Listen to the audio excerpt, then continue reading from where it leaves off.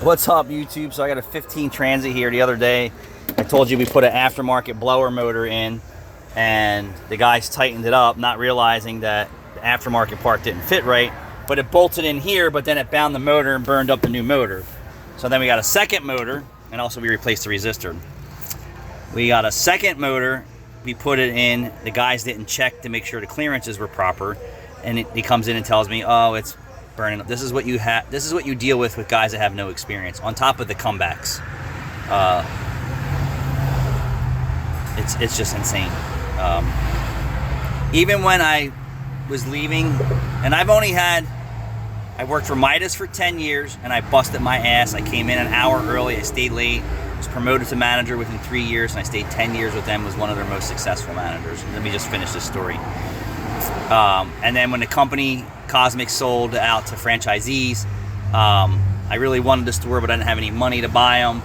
And then I went to work with a franchisee in Philadelphia, and I left them on good terms. I didn't destroy the store. I didn't run it into the ground. I came to work. I did what I had to do. I gave 100% all the time, even though I know I was leaving. And then I went to work in Philly, worked for another franchisee, and I spent probably 5 years there and ran a place. I ran places like I owned it. That's what, these guys liked in me, and they always performed well. And then I had a buyout deal with the franchisee, and then he got shitty in the end. I wanted a raise. I knew I was worth more money.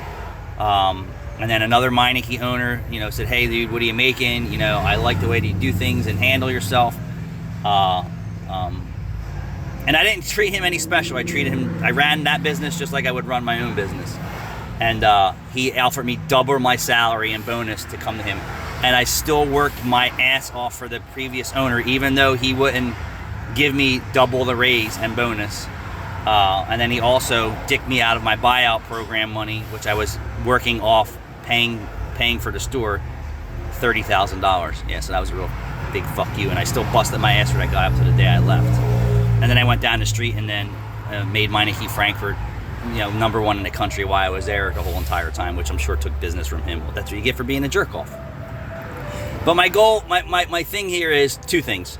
Aftermarket parts suck, and I had to chase my tail. New guys, I understand that they don't know everything, but can you hand me the pen with a pink top, white center, and pink bottom? And then they hand you a pen with a green top, silver center, and this. You follow what I'm saying? Like, they don't look. They would just grab any pen and hand it to you because they don't look. But I always gave 100%, even when I was leaving.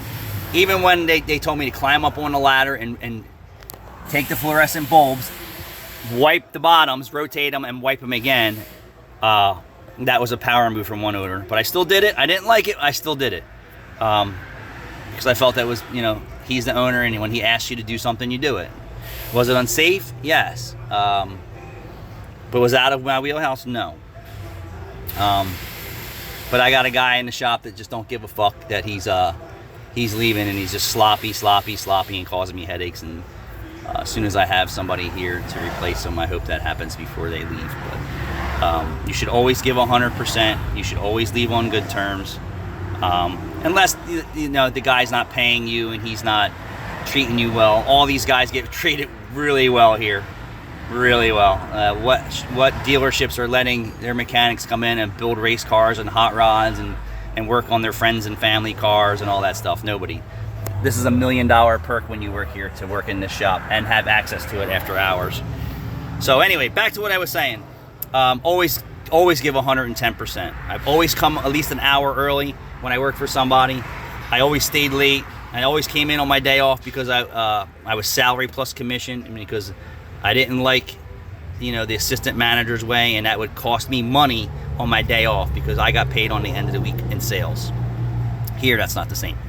But anyway, back to this Ford Transit. So the guys didn't realize that the blower motor didn't fit right, but it bolted into the cavity, and when you went in, the motor couldn't turn, and then it started smoking. So then we got a second one, same thing, and I came over. You're missing something, guys. You're missing something.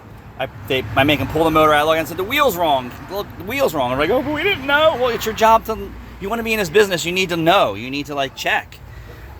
So then we used the aftermarket blower resistor, and then we got it running, but it wouldn't shut off. So I'm like, all right, fuck this. Get me all Ford parts. So I get all new Ford parts, put the new blower motor in, new blower resistor, and then now it won't come on in the AC position. It'll only come on in the hot position.